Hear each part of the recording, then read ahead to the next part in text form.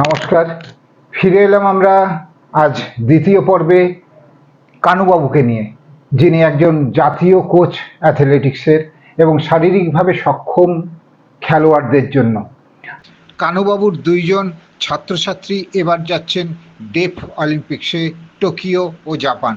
2025-এর নভেম্বরেই যাদের যাত্রা শুরু। একজন মহিলা বিভাগের শুভেচ্ছা ও পুরুষ বিভাগে প্রিয়ম। আচ্ছা, আজকে আমরা কানুবাবুর কাছে জেনে নিচ্ছি এই যে শারীরিকভাবে সক্ষম যে সকল ছেলেমেয়েরা আসছে আপনার কাছে এবং আপনি কোচিং তাদেরকে দিচ্ছেন, এখানে তাদেরকে তৈরি করার জন্য এবং আগামী দিনেও যারা আসতে চায় তাদের জন্য কি বার্তা হবে আপনার, একটু বলুন আপনি। দেখুন, আমি একটা কথাই বলবো শারীরিকভাবে সক্ষম খেলোয়াড়দের জন্য। উল্লেখযোগ্যভাবে যারা আজকে গার্গী ঘোষ বলেন, জুই সরকার, আরো অন্যান্যরা যারা আছে, তারা কিন্তু জাতীয় আন্তর্জাতিক স্তরে অংশগ্রহণ করে একটা কর্মসংস্থানের ব্যবস্থা হয়েছে, অর্থাৎ লাইফ সিকিউরিটি হয়েছে। আচ্ছা, যেটা মূলত কথা। আমরা নতুন প্রজন্মকে বলবো তোমরাও মাঠমুখী হও। আচ্ছা, কেন মাঠমুখী হতে পারলে যদি জাতীয় স্তরে এবং আন্তর্জাতিক স্তরে সাফল্য আনতে পারো, তাহলে কিন্তু একটা কর্মসংস্থানের একটা সুযোগ থাকে। একটা দিক। দুটা দিক আমরা বলবো যে শারীরিক এবং মানসিক বিকাশ ঘটাতে গেলেই প্রত্যেককে মাঠমুখী হতে হবে। আচ্ছা, কেননা পড়াশোনার পাশাপাশি মানুষের সাথে ইতোপ্রত্যেকভাবে জড়িত হচ্ছে মাঠ। সুতরাং মাঠই আপনাকে সুস্থ রাখার একমাত্র অবলম্বন। যে মাঠে যদি আপনি প্রতিনিয়ত 40 থেকে 45 মিনিট বা 1 ঘন্টা করে অনুশীলন করতে পারেন, তাহলে কিন্তু রোগ বিরোগ থেকে মুক্ত পাবেন। এটাই আমরা ছেলে মেয়েদেরকে বলি যে তোমরা মাঠমুখী হও, এবং মাঠমুখী হলেই সুস্থ থাকবে। শরীর সুস্থ থাকলে ওষুধের কোনো প্রয়োজন হবে না। তাহলে কানুবাবু বললেন যে মাঠমুখী কিন্তু হতেই হবে, তাহলেই সবাই সুস্থ থাকতে পারবে এবং আগামী দিনে কানুবাবুদের মতো যারা আছেন তারা কিন্তু আরো ভালোভাবে আপনাদেরকে প্রশিক্ষণ দিতে পারবেন। আমি কানুবাবুর কাছে এরপরে জেনে নিচ্ছি, আচ্ছা, সরকারের পক্ষ থেকে আপনার নিজের কি মনে হয় যে কি ধরনের সহযোগিতা হলে আপনি আরো এগিয়ে যেতে পারবেন, এদেরকে আরো সুন্দরভাবে কোচিং দিতে পারবেন, একটু বলুন। হ্যাঁ, এটা আপনি একটা খুব উল্লেখযোগ্য প্রশ্ন আমাকে করলেন। দেখেন, আমার দীর্ঘ 36 থেকে 37 বছরের একটা জার্নিতে এদেরকে নিয়ে কাজ করছি। আমি মূলত যেহেতু শিলিগুড়িতে আছি, আমাদের কিন্তু বিশেষ করে যেহেতু আমি একটা টেকনিক্যাল পার্সন, আমাদের মূলত কিন্তু মাঠ একটা কাঞ্চনজঙ্ঘা স্টেডিয়াম, আর কিন্তু কোনো স্টেডিয়াম নাই, আর আছে ইনডোর স্টেডিয়াম। সুতরাং এই মুহূর্তে আমাদের খেলোয়াড়, প্রচুর প্রতিভাবান খেলোয়াড় আছে, কিন্তু যেটা পরিকাঠামো ভীষণভাবে এটা আমাদের মধ্যে ঘাটতি আছে। যেমন আমি দেখছি আমার অ্যাথলেটিক্স জগৎ, অ্যাথলেটিক্সের সাধারণ বলেন এবং শারীরিকভাবে সক্ষম বলেন, বেশিরভাগই আছে জাতীয় এবং আন্তর্জাতিক স্তরের খেলোয়াড়। কিন্তু আমরা মার খাচ্ছি উত্তরবঙ্গে, বিশেষ করে আমাদের 400 মিটার কোনো সিনথেটিক ট্র্যাক নেই। আচ্ছা, যেটা শিলিগুড়ির কাঞ্চনজঙ্ঘা স্টেডিয়াম 380 মিটার, সেখানে জাতীয় বা রাজ্য স্তরের মিট করানো যাবে না। এটা একটা টেকনিক্যাল ফল্ট। সুতরাং যারা সরকারে আছেন, আমি অনুরোধ করব বিনীতভাবে, আমরা দেখুন আমাদের উত্তরবঙ্গের জন্য যদি একটা 400 মিটার সিনথেটিক করা যায়, সিনথেটিক ট্র্যাক, তাহলে কিন্তু প্রচুর সম্ভাবনাময় অ্যাথলেট খেলোয়াড়রা উঠে আসবে। কেননা আমাদের এখানে উত্তরবঙ্গটা হচ্ছে 3 থেকে 4 মাস আমাদের বর্ষা হয়, সেই সময় মাঠে জল জমে গেলে আমরা মাঠে প্র্যাকটিস করাতে পারি না। সেই সময় আমরা কি করি, রোডে করি, ওয়েট ট্রেনিং করি ইনডোরে। কিন্তু যদি একটা সিনথেটিক ট্র্যাক থাকতো, তাহলে কিন্তু এই সমস্যার সমাধানটা হতো। এটা কিন্তু বিরাটভাবে আমাদের একটা ঘাটতি।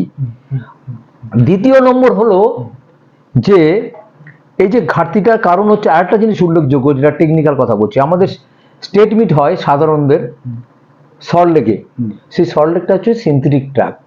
আর আমরা সারা বছর উত্তরবঙ্গের ছেলেমেয়েরা প্র্যাকটিস করছে কোথায়, গ্রাসের মাঠে। গ্রাসের মাঠে যে স্পাইক ইউজ করছে, যে রানিং শু ইউজ করছে, আর সিনথেটিক মাঠে যখন যে স্প্রাইক ইউজ করবে তার নেল আর এর নেল দুটার মধ্যে টেকনিক্যাল ফল্ট আছে। আচ্ছা। তার ফলে আমাদের প্রতিভাবান ছেলেমেয়েগুলো যখন স্টেট মিটে যাচ্ছে সেখানে ভীষণভাবে মার খাচ্ছে। আচ্ছা। তাই আমি সরকারের কাছে বিনীতভাবে অনুরোধ করব, আমরা দেখুন একটা উত্তরবঙ্গে যে কোনো জায়গায় হোক একটা synthetic track 400 metre synthetic track করার জন্য। আচ্ছা। আমি শুনলাম কানুবাবুর কাছে একটা সত্যিই সুন্দর কথা বললেন যে সিনথেটিক ট্র্যাক এখানে নেই, তাই সিনথেটিক ট্র্যাকের যদি ব্যবস্থা করা যায় তাহলে উত্তরবঙ্গ থেকে যে সকল প্রতিভাবান শিল্পী, প্রতিভাবান খেলোয়াড় যারা আসছেন এবং উনি যাদেরকে কোচ করাচ্ছেন তাদের আরও এগিয়ে যাওয়ার সম্ভাবনা অনেক উজ্জ্বল হয়। এই বলে একটা ছোট্ট বিরতি নিচ্ছি, বিরতির পর আবার ফিরে আসছি এই দ্বিতীয় পর্বে আমাদের রিয়েল টাইম টক পডকাস্ট চ্যানেলে। আজ আমরা এসেছি আশিস অ্যাপিয়ারেন্সে। শিলিগুড়ির হিলকার্ট রোডে শ্রী ভবনের আশিস অ্যাপিয়ারেন্সে unisex salon, hair spa, hair cut, hair skin treatment, colour, straightening ও ফেস ট্রিটমেন্ট করা হয়। শিলিগুড়ির হিলকার্ট রোডে শ্রী ভবনের আশিস অ্যাপিয়ারেন্সে। ফিরে এলাম আমরা বিরতির পর। সেই একই আলোচনা, অর্থাৎ সরকারের পক্ষ থেকে কি ধরনের সাহায্য হতে পারে। উনি বললেন, একটু আগেই বললেন বিরতির আগে, সিনথেটিক ট্র্যাক। আমি কানুবাবু এরপরে আরেকটা কথা বলি, এই যে শারীরিক সক্ষম যে সকল ছেলে মেয়েদেরকে আপনি প্রশিক্ষণ দিচ্ছেন, অর্থাৎ আপনি একজন ন্যাশনাল কোচ, তো সেখানে কি মনে হয় সরকারের পক্ষ থেকে আর্থিক কি ধরনের সাহায্য হলে ওদের জন্য অনেকটা উপকার হতে পারে? দেখুন, আমার অভিজ্ঞতার থেকে আমি 4-5টা প্রশ্ন আপনাদের কাছে তুলে ধরছি। আছে সেগুলাকে আরো বেশি করে ত্বরান্বিত করতে হবে। যেরকম ট্রেনের জন্য আছে রিজার্ভেশন, বাসের জন্য আছে, কিন্তু মাঝে মাঝে কার্যকারিতাটা হয় না। আচ্ছা। দ্বিতীয়ত হচ্ছে আমি বলবো, মনে করেন মেডিকেল কলেজ, হসপিটালে এদের জন্য যদি একটা মেল এবং ফিমেলদের জন্য, বিশেষ করে শারীরিকভাবে সক্ষম খেলোয়াড়দের জন্য যদি নির্ধারিত বেড থাকে, খেলোয়াড়দের জন্য বিশেষ করে, কোনো সময় অনুশীলন করার সময় যদি একটা ইনসিডেন্ট হয়ে যায় লাগে কখনো, তাহলে কি হবে, তাদের যদি একটা নিজস্ব বেড থাকে তাহলে কি হবে, তারা অ্যাডমিট করতে সুবিধা হবে এবং তাদের ট্রিটমেন্টটা তাড়াতাড়ি করতে সুবিধা হবে। এটা আমার বিনীত অনুরোধ।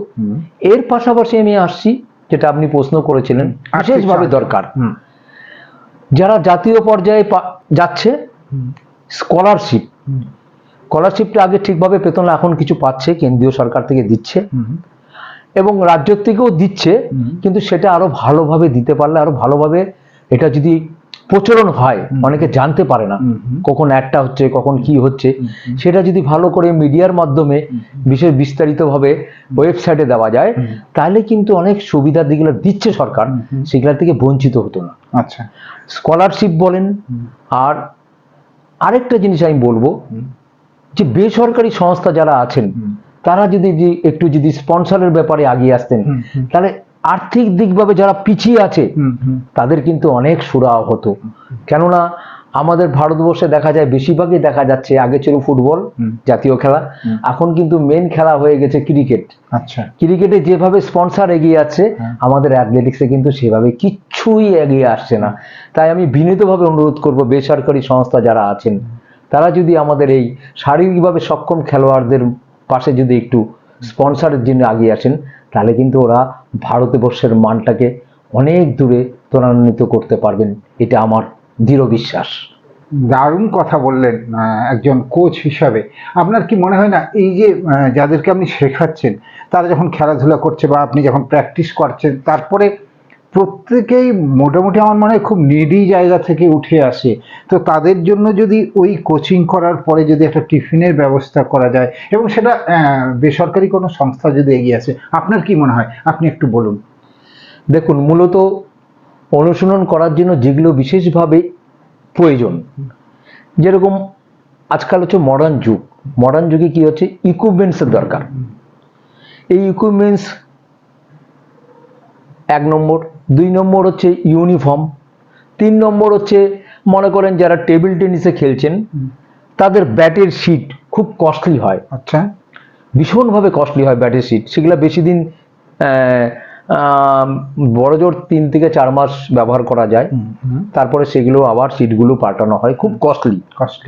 এবং যারা অ্যাথলিট আছে, স্পাইকগুলো যে ব্যবহার হয়, আচ্ছা, তো সিনথেটিক ট্র্যাকের স্পাইকগুলো ভীষণ কস্টলি, আচ্ছা, এবং গ্রাসের মাঠেরও ব্যবহার করার জন্য স্পাইকগুলো কস্টলি। আচ্ছা, এই আমাদের বেশিরভাগই হচ্ছে দুস্থ নিম্ন মধ্যবিত্ত পরিবার থেকে ভাই বোনরা আসছেন, তাদের আর্থিক অবস্থা খুবই খারাপ।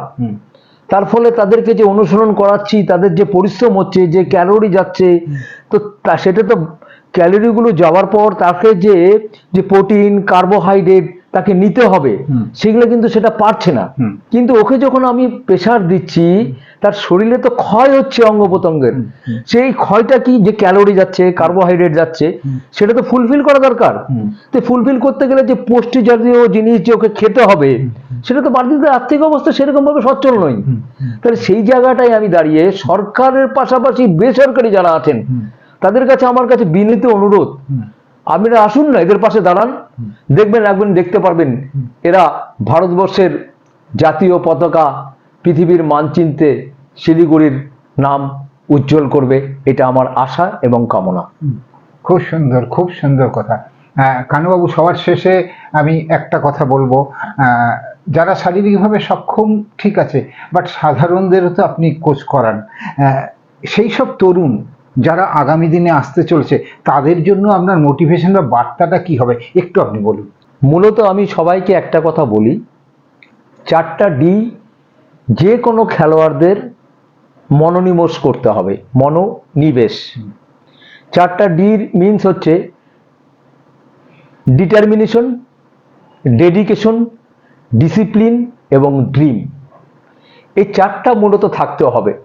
আপনার যদি ডিটারমিনেশন এবং ডেডিকেশন এবং ড্রিমস এবং যে কোনো খেলার ক্ষেত্রে যদি ডিসিপ্লিন থাকে, তাহলে কিন্তু আপনার কার্যকারিতাটা হবে। আর নাম্বার 2 হচ্ছে অনুশীলন করার সময় যে প্রশিক্ষক অনুশীলন করাবে, উনি কি বলছে, কি করাতে চাচ্ছে, যে শিডিউলটা দিচ্ছে, আপনারা চেষ্টা করবেন সেই শিডিউলটাকে ফুলফিল করার জন্য। মনে করেন আজকে আপনাকে যে শিডিউলটা দিয়েছিল, সেই শিডিউলটাকে ফুল এফোর্ট দিয়ে আপনি অনুশীলনে মনোনিবেশ করবেন, তাইলেই দেখবেন আপনার পারফরমেন্সটা কিন্তু ধরে ধরতে পারবে। সুতরাং তাহলে কি আসছে, সঠিকভাবে অনুশীলন, টাইম টেবিল ঠিক মতো করা, খাদ্য তালিকা, খাদ্যটা ঠিক মতো করতে হবে, তার পাশাপাশি মেইন স্ট্রিম হচ্ছে পড়াশোনাটা চালিয়ে যাওয়া। ফার্স্ট প্রায়োরিটি পড়াশোনা, দ্বিতীয় প্রায়োরিটি থাকবে খেলাধুলা। খেলাধুলাটা কেন থাকছে পড়াশোনার সঙ্গে? শারীরিক এবং মানসিক বিকাশ। নমস্কার, আমরা পেয়েছিলাম কানুবাবুকে, শুনলাম অনেক কথা। আপনাদেরও যদি ভালো লেগে থাকে, আপনি যদি একটুও শিখে থাকেন, বা আপনার যদি মনে হয় না আরও জানবো, আমরা আবার আরও নতুন নতুন অতিথিকে নিয়ে আসব। তবে আপনাদের জন্য একটা অনুরোধ, ছোট্ট অনুরোধ আপনাদের কাছে, যেটা আছে রিয়েল প্রাইম টক, একটু আপনারা সাবস্ক্রাইব করুন এবং একটু পাশে থাকুন, এবং বেল আইকনে একটা ক্লিক করুন, আপনার কাছে সবার আগে নোটিফিকেশনটা পৌঁছে যাবে। ততক্ষণের জন্য নমস্কার, আবার আমরা আগামী দিনে ফিরে আসছি পডকাস্ট চ্যানেল।